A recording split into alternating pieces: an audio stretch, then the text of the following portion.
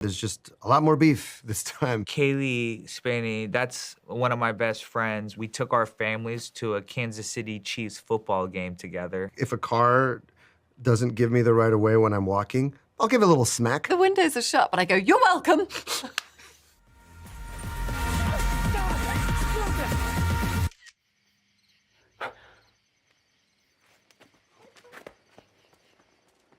Shit. I was a huge fan of season 1. I'm a huge fan of Ali Wong and Stephen Yeun, and really just the singular voice of Sonny. I found myself at a dinner where Sonny requested to sit next to me, and then he pitched me season 2.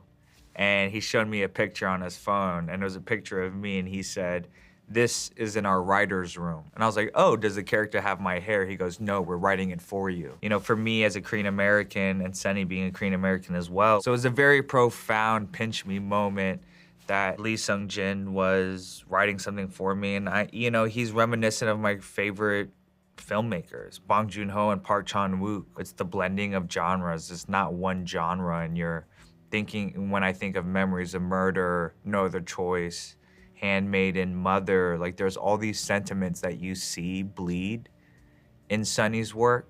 And so it was really amazing to be a part of that. For my part, I really just was so excited by someone who had such a particular vision. You know, I think Sonny's sort of perspective was so unique. He's so good at sort of identifying things about human beings that are really gross and cringeworthy. But, you know, he's just got such a brilliant sort of blend of emotion and satire and drama and comedy. And the first season tonally was just so unique and interesting. And I also had no idea where we were going, and I just loved that. I think there's something about embracing the cringe, you know? There's just so many things that we put on, especially with like social media, and just trying to show the perfect version of things.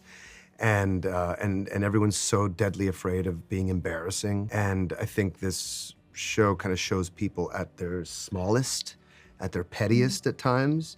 And it reflects us in a both a funny but also compassionate kind of way. And also the way that Sonny is so brilliant at mixing in music into those things, you know, whether the needle drops from the past, or this incredible score that Phineas has composed. Yeah, I think the whole thing, there's a beautiful nostalgia in it, but also this very sharp satire in it that kind of allows us to see ourselves. I think the key is, Sonny, he talks about how, as an artist, he has a lack of imagination, so he writes from personal experiences. And he can only talk about what he knows. And I think something that's universal that we're all in proximity to, because it is a form of life, is the construct of capitalism.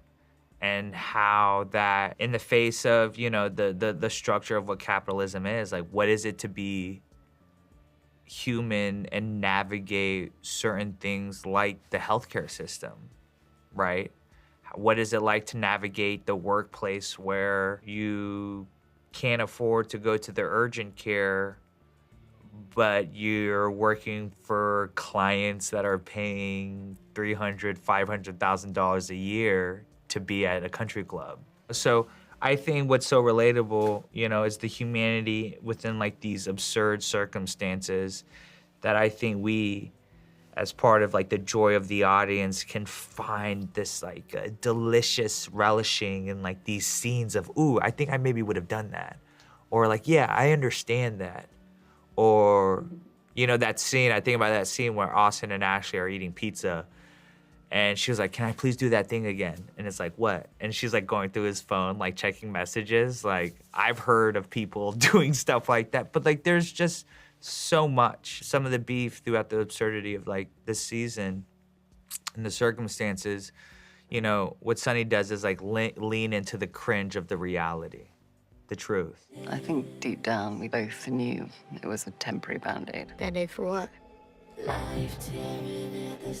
For the immense pain of knowing that you picked the wrong person. Well, we've worked together twice before, so we've known each other for history. Right, we've got a bit of history. We've known each other for a long time, and that fight, that first fight, was probably the scene that we thought about the most. Maybe that in the end, there were hundreds of different versions of that scene. And what was great about this is that we had a decent run up. So we had 6 months or so working together before we got to actually starting to shoot it. And then all of that stuff was sort of punted to the end of the schedule. So all of our stuff, all of our fights were in a sort of 4-week period. So I think we had a lot of time to work through why that fight was the worst fight they'd ever had and why it could be the thing that could incite this whole season. And the sort of biggest part of that, I think, was making it feel like a people who really had been in love and that they had lost something and that you believed that they had been a kind of great couple for a time, and there was all this sort of grief in how far they'd fallen. But it was great because Sonny's so collaborative, so we did really get to sort of work with him on that for a long time. 4 weeks of fighting sounds quite intense, even though you say that's a good thing. Yeah, but it was quite fun fighting. Fun fighting. Yeah, we liked it. It's like being little kids and throwing mud at each other. Yeah. It's just kind of fun. Yeah. Kaylee Spaney, that's one of my best friends. We became really close leading up to filming, during filming, and after filming. I mean, we had a lot of conversations of not so much where the show began, but where did Austin and Ashley begin 10 years ago? Where were they 10 years ago? What was it like the night they met? You know, what were the conversations that were had? And, you know, personally, we're both American football fans. We took our families to a Kansas City Chiefs football game together. And we were each other's rocks throughout the whole process. And, you know, we spent some time, you know, it was like a big family affair. We lived in this house for 2.5, 3 weeks together. My sisters, our friends, her friends, like all of us. And like, you know, we would talk about beef and like the nuances and the textures of certain scenes and like what we felt. So that just fed into the soup of the work. In real life, how do you deal with beef? Are you a peacekeeper or do you quite like a bit of revenge? I go into full silent. That's vengeance is silence. Vengeance is just deadly silent. And then a lot of like, oh, fine. Yeah. Fine. Like if this was a season about my disagreements, it would be like a lot of like passive aggressive, like, no, I'm fine. That would be like the poster. Yeah, silence. Nothing to see here. Definitely. Yeah, withdrawing. Yeah, we're just withdrawing. Yeah, withdrawing is Yeah. the thing. But you know, I sometimes Would you get spicy? if I feel like righteous indignation, you know, like if a car doesn't give me the right of way when I'm walking, I'll give it a little smack. Oh yeah. Oh, a smack? Yeah. I do a lot of if someone doesn't thank me for letting them go. Yeah, you say a loud thank you or you're welcome. The windows are shut, but I go, you're welcome. Just Very British, isn't it? That so one? British. Yeah. Do you have a favourite on-screen beef? You know, I think of Breaking Bad, and I think of Walter White and Jesse Pinkman, because they did have a lot of beef, but they loved each other. He was a father figure, and he was this, you know what I mean? Like, it was very beautiful, but there was a lot of beef. A lot of beef, but again, passive-aggressive beef. Yes.